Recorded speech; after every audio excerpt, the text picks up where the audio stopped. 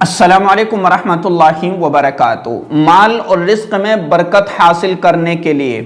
مال اور رزق میں بڑھوتری کے لیے ان چار چیزوں پر عمل کرنا لازم ہے۔ اس کے ساتھ ساتھ میں آپ کو رزق کی تنگی کو دور کرنے کے لیے استغفار کے ساتھ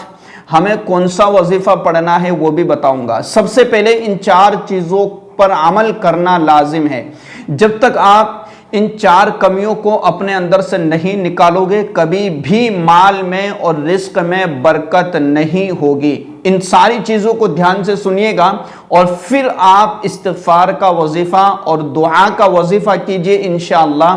آپ کو بہت جلد اس کا فائدہ نظر آئے گا۔ سب سے پہلی چیز کہ جو شخص گناہ کے اندر مبتلا رہتا ہے، جو شخص گناہ کرتا رہتا ہے، اس شخص پر اللہ تبارک و تعالیٰ کی طرف سے لعنت برستی ہے اور اللہ تبارک و تعالیٰ کی طرف سے اس پر مصیبت اتار دی جاتی ہے۔ وَمَا أَصَابَكُم مِّن مُّصِيبَةٍ فَبِمَا كَسَبَتْ أَيْدِي النَّاسِ، کہ لوگوں پر جو کچھ مصیبتیں نازل ہوتی ہے وہ ان کے ہاتھوں کے، ان کے کرتوت کے سبب ان پر مصیبت نازل ہوتی ہے۔ تو سب سے پہلے ہمیں گناہوں سے بچنے کی کوشش کرنا ہے کہ گناہ کی وجہ سے انسان کے مال میں اور رزق میں کمی کر دی جاتی ہے۔ اسی طریقے سے دوسرے نمبر پر قطع رحمی کرنا، یعنی کہ اپنے رشتہ داروں کے حقوق ادا نہ کرنا۔ حضرت انس رضی اللہ تعالیٰ عنہ کی روایت ہے کہ اللہ کے رسول صلی اللہ علیہ وسلم نے ارشاد فرمایا کہ جو شخص اس بات کا خواہش مند ہے کہ اس کے رزق میں اضافہ کر دیا جائے، اس کے رزق میں برکت دی جائے اور اس کی عمر کو لمبی کر دی جائے، تو اسے چاہیے کہ وہ اپنے رشتہ داروں کے ساتھ بہترین سلوک کرے۔ پتہ کیا چلتا ہے کہ اپنے رشتہ داروں کے ساتھ حسن اخلاق سے پیش آنا اور ان کے حقوق کو ادا کرنا۔ آج کل کیا ہو رہا ہے کہ ہم اپنے رشتہ داروں کو توڑ کر اور اپنی رشتہ داریوں کو توڑ کر اور بس ہم اپنی ایک لائف اور اپنی ایک زندگی اور اپنی ایک اپنی لائف کو بنانے کی کوشش میں لگے ہوئے ہیں۔ لیکن اللہ تبارک و تعالیٰ نے اور اللہ کے رسول صلی اللہ علیہ وسلم نے صاف طور پر ارشاد فرمایا کہ اگر تم اپنے رزق کے اندر بڑھوتری چاہتے ہو اور اپنی لمبی عمر چاہتے ہو تو تمہیں چاہیے کہ اپنے رشتہ داروں کے ساتھ حسن سلوک اور ان کے حقوق کی ادائیگی کی پرواہ کیجیے۔ اس کے ساتھ ساتھ تیسری چیز کہ اللہ پر بھروسہ کرنا۔ آج ہمارا اللہ کی ذات پر بھروسہ ہے ہی نہیں ہے۔ اللہ کی ذات پر بھروسہ ایسا کرنا چاہیے کہ جیسے کہ پرندوں کو اللہ کی ذات پر بھروسہ ہوتا ہے۔ اللہ کے رسول صلی اللہ علیہ وسلم نے ارشاد فرمایا کہ تم اللہ تبارک و تعالیٰ پر اگر ویسے بھروسہ کرنے لگو جیسے کہ اللہ کی ذات پر بھروسہ کرنے کا حق ہے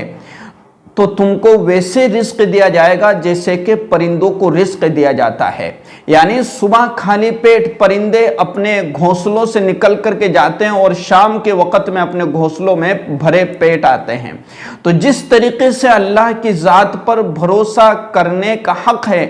اتنا ہمیں اللہ کی ذات پر بھروسہ کرنا چاہیے کہ ہمیں اللہ ہی دینے والا ہے۔ وَمَا مِن دَابَّةٍ فِي الْأَرْضِ إِلَّا عَلَى اللَّهِ رِزْقُهَا، کہ اللہ تبارک و تعالیٰ نے رزق کی ذمہ داری اپنے اوپر لے رکھی ہے۔ تو جب اللہ تبارک و تعالیٰ نے رزق کی ذمہ داری اپنے اوپر لے رکھے تو ہمیں کیا کرنا ہے؟ ہمیں تو صرف اللہ کی عبادت میں اور اللہ کے ذکر میں لگے رہنا ہے اور اللہ تبارک و تعالیٰ ہمارے لیے اسباب مہیا فرما دے گا۔ یہ تین چیزیں ہو گئی کہ اللہ کی ذات پر بھروسہ کرنا بھی ہمارے لیے ضروری ہے اور اسباب بھی اختیار کرتے رہے۔ اس کے ساتھ ساتھ ہمیں مالی حقوق کی ادائیگی کہ جو کچھ ہم کما رہے ہیں، جو کچھ ہمارے پاس مال ہے، اس مال کو اللہ کی راہ میں خرچ کرنا۔ کسی غریب کو، یتیم کو، مسکین کو، کسی محتاج کو، کسی ضرورت مند کو اپنے مال میں سے کچھ مال دے کر کے اس کی ضرورت کو پوری کرنا، یہ ایسا عمل ہے کہ اللہ تبارک و تعالیٰ اس عمل سے خوش ہو کر مال میں اضافہ کر دیتا ہے اور رزق کو بڑھا دیتا ہے۔ اللہ تبارک و تعالیٰ کا وعدہ ہے کہ تم 1 روپیہ خرچ کرو گے ہم اس کا 10 گنا آپ کو دیں گے۔ اگر تم 10 روپیہ خرچ کرو گے تو ہم اس کا 10 گنا آپ کو بڑھا کر کے دیں گے۔ تو یاد رکھیے گا تعالیٰ کہ جو شخص اللہ کی راہ میں خرچ کرتا رہتا ہے، جو شخص کسی محتاج کی محتاجگی کو دور کرنے کی فکر میں لگا رہتا ہے اور کسی ضرورت مند کو اس کی ضرورت کو پوری کرنے کی کوشش کرتا ہے، تو اللہ تبارک و تعالیٰ اس کے مال میں بھی اضافہ کرتا ہے، اس کے مال کی حفاظت بھی فرماتا ہے، اور اس کے رزق کے اندر اللہ تبارک و تعالیٰ بڑھوتری بھی کر دیتا ہے۔ اس کے ساتھ ساتھ ہمیں حرام کمائی سے اور اسی طریقے سے سود اور رشوت سے، بیعت سے، ان تمام چیزوں سے بچنے کی کوشش کرنا ہے، کیونکہ ظاہری اعتبار سے ہمیں وہ مال لگتا ہے، بڑھوتری لگتی ہے، فائدہ لگتا ہے، نفع لگتا ہے، لیکن وہ نفع ہوتا نہیں ہے، وہ ہماری زندگی کو چوس کر کے اور ختم کر کے رکھ دیتا ہے۔ اس لیے اگر آپ اپنے مال میں اور اپنے رزق میں بڑھوتری چاہتے ہیں تو ان چاروں چیزوں پر عمل کرنا آپ کے لیے ضروری ہے۔ ایک تو گناہوں کو چھوڑ دینا اور اپنے رشتہ داروں سے حسن سلوک کے ساتھ پیش آنا، اور پھر اس کے ساتھ ساتھ اللہ کی ذات پر بھروسہ کرنا اور اپنے مال میں سے کچھ مال اللہ کی راہ میں خرچ کرنا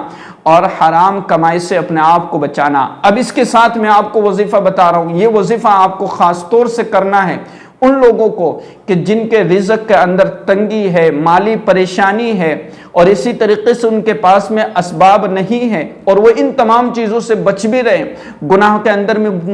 مبتلا نہیں ہے، اسی طریقے سے وہ اپنے رشتہ داروں کے ساتھ حسن سلوک سے پیش آتے ہیں، اور اسی طریقے سے زکوٰۃ، صدقہ، فطرہ للہ، یہ سارے مال اللہ کے راہ میں خرچ بھی کرتے ہیں، لیکن اس کے باوجود بھی ان کی مالی تنگی ہے اور رزق کے اندر تنگی ہے۔ تو ہر نماز کے بعد اللہ لطیف بعبادہ یرزق من یشاء وہو القوی العزیز، اس دعا کو اپنے لیے لازم پکڑ لے، اور مغرب کی نماز کے بعد کم سے کم اس دعا کو 21 مرتبہ پڑھے، روزانہ پابندی کے ساتھ، اور دن میں چلتے پھرتے اٹھتے بیٹھتے استغفار کا اہتمام کرے۔ روزانہ کی بنیاد پر کم سے کم ہمیں 100 مرتبہ تو استغفار کرنا چاہیے، کیونکہ اللہ تبارک و تعالیٰ کا وعدہ ہے کہ جو شخص استغفار کرتا ہے اللہ تبارک و تعالیٰ اس کے گناہوں کو معاف کر دیتا ہے، اللہ تبارک و تعالیٰ کا وہ محبوب بندہ بن جاتا ہے، متقی بن جاتا ہے، پرہیزگار بن جاتا ہے۔ اور اللہ تبارک و تعالیٰ نے ارشاد فرمایا قرآن کریم کے اندر کہ جو شخص تقوی اختیار کرتا ہے، پرہیزگار بنتا ہے، تو اللہ تبارک و تعالیٰ ایسے لوگوں کے لیے ان کے لیے ایسا انتظام فرماتے ان کے رزق کے لیے کہ ان کو گمان بھی نہیں ہوتا۔ تو ہمیں کثرت سے روزانہ کی بنیاد پر 100 مرتبہ کم سے کم ہمیں استغفار کرنا ہے، اور اگر ہم زیادہ استغفار پڑھنا چاہے 7000 مرتبہ، 3000 مرتبہ،